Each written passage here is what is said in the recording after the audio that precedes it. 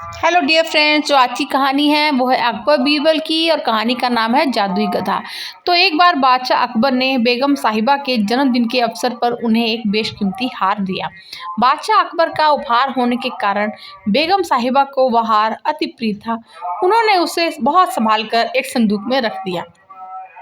एक दिन श्रृंगार करते समय जब वह हार निकालने के लिए बेगम साहिबा ने संदूक खोला तो उन्होंने वह हार नदारद पाया।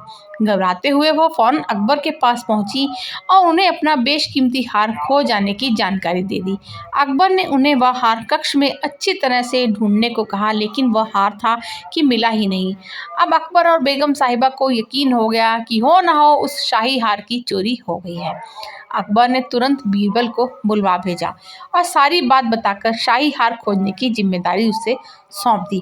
बीरबल ने भी बिना देर किए राजमहल के सभी सेवक सेविकाओं को दरबार में हाजिर होने का फरमान जारी करवा दिया।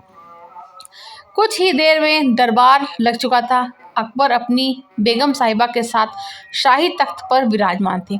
सभी सेवक सेविकाएं दरबार में हाजिर थे, बस बीरबल नदारद थे।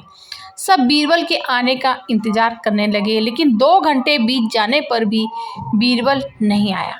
बीरबल की इस हरकत पर अकबर आग बबूला होने लगे। दरबार में बैठने का कोई औचित्य न देख वे बेगम साहिबा के साथ उठकर वहां से जाने लगे। ठीक उसी वक्त बीरबल ने दरबार में प्रवेश किया।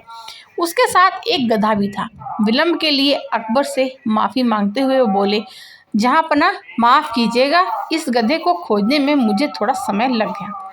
सबकी समझ के परे था कि बीरबल अपने साथ वो गधा दरबार में लेकर क्यों आया है। बीरबल सबकी जिज्ञासा शांत करते हुए बोला, ये कोई साधारण गधा नहीं है, ये एक जादुई गधा है। मैं ये गधा यहाँ इसलिए लाया हूँ ताकि ये शाही हार के चोर का नाम बता सके। बीरबल की बात अब भी किसी के पल्ले नहीं पड़ रही थी, तो बीरबल कहने लगा, मैं इस जादुई गधे को पास ही के एक कक्ष में ले जाकर खड़ा कर रहा हूँ। एक एक कर सभी सेवक सेविकाओं को उस कक्ष में जाना होगा और इस गधे की पूंछ पकड़कर जोर से चिल्लाना होगा कि उसने चोरी नहीं की। ध्यान रहे, आप सबकी आवाज़ बाहर सुनाई पड़नी चाहिए।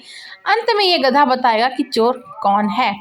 अब बीरबल गधे को दरबार से लगे एक कक्ष में छोड़ आए और कतार बनाकर सभी सेवक सेविकाओं उस कक्ष में जाने लगे।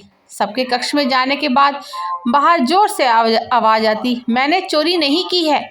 जब सारे सेवक सेविकाओं ने ऐसा कर लिया तो बीरबल गधे को बाहर ले आया। अब सबकी निगाहें गधे पर थी, लेकिन गधे को एक ओर खड़ा कर बीरबल एक विचित्र हरकत करने लगा। वह सभी सेवकाओं के पास जाकर उनसे हाथ आगे करने को कहता और उसे सूंघता। बादशाह अकबर और बेगम सहित सभी हैरान थे कि आखिर बीरबल ये क्या कर रहे हैं। तभी बीरबल एक सेवक का हाथ पकड़कर जोर से बोलते हैं, जहाँपनाह, ये है आपका शाही हार का चोर। तुम इतने यकीन से कैसे कह सकते हो बीरबल? क्या इस जादुई गधे ने तुम्हें इस चोर का नाम बताया है? तब आश्चर्यचकित अकबर ने बीरबल से पूछा।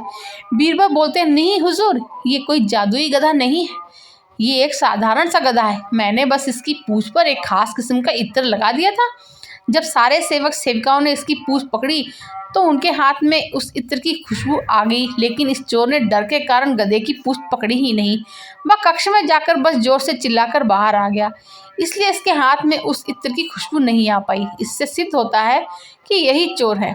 उस चोर को दबिश देकर शाही हार बरामद कर लिया गया और उसे कठोर सजा सुनाई गई। इस बार बीरबल की अक्लमंदी की बेगम साहिबा भी कायल हो गई और उन्होंने अकबर से कहकर बीरबल को कई उपहार दिलवाए।